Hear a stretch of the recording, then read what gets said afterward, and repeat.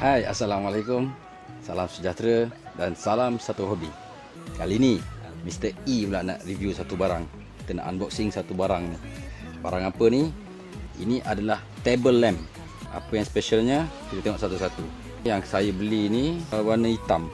Dia macam color code. Ini color hitam. Okay, ni specification dia. Okay, specification dia. Wide dia 100 mm. Ketinggian dia 380 mm. Dia ada 48 pieces warm white LEDs. Oh, banyak tu, 48. Dia gunakan touch switch, stepless dimming. Dia touch je. Dia gunakan touch switch. Output dia 5 volt USB. Power 3.5 watt. Battery life 100,000 hours.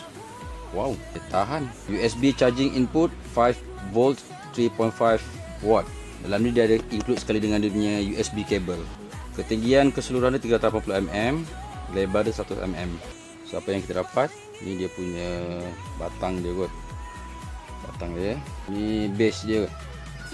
Okey, base dia. So ni lampu dia. Dia punya charging port dia kat sini dalam ni. Dia pakai type C. Okey, dia pakai type C dalam ni. Ni manual lah. Manual yang korang takkan baca punya. So ada 3 barang je. So macam mana nak pasang dia, mudah je kot. Ni dia punya skru dia.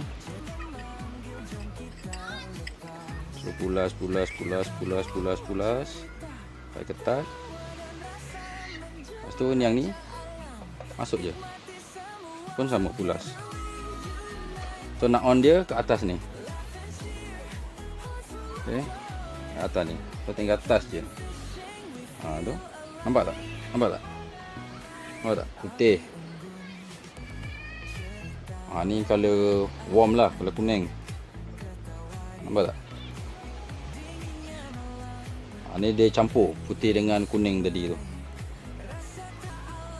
So kalau kita nak cerahkan dia, tekan lama-lama dekat on off tu.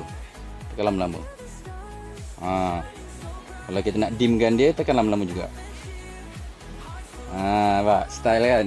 Sesuai lah kalau nak bercamping, nak estetik, sesuai lah.